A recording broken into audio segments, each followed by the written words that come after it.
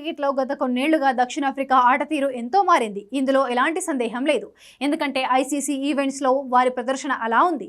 పురుషులు, మహిళల క్రికెట్లో కలిపి గత 2 ఏళ్లలో ఈ జట్టు 5 సార్లు ఐసీసీ ఫైనల్స్కు చేరుకుంది.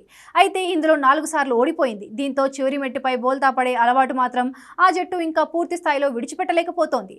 ఎంత టాలెంట్ ఉన్నా కొంచెం లక్ కూడా కలిసి రావాలన్న మాట దక్షిణాఫ్రికా క్రికెట్ జట్లకు సరిగ్గా సరిపోతుంది. దిగ్గజ ప్లేయర్లుగా పేరు పొందిన Shaun Pollock, Mark Boucher, Graeme Smith, Jacques Kallis, ABD Villiers లాంటి ఆటగాళ్లు సైతం ఆ జట్టుకు ప్రపంచ కప్ కలను సాకారం చేయలేకపోతున్నారు. గత 2 ఏళ్లలో సఫారీ పురుషుల, మహిళల జట్టు ఏకంగా 5 ఐసీసీ ఫైనల్స్ ఆడాయి.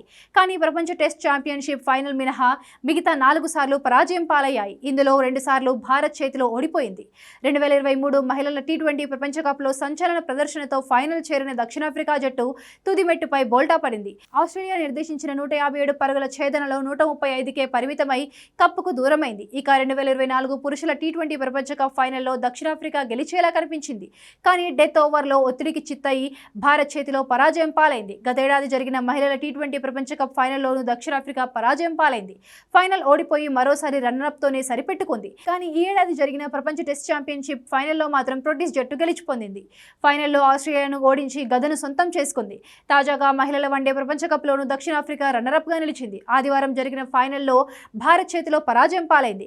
ఇవి కాకుండా పురుషుల వన్డే ప్రపంచ కప్ 2023, పురుషుల ఛాంపియన్స్ ట్రోఫీ 2025లో దక్షిణాఫ్రికా సెమీస్ నుంచి నిష్క్రమించింది.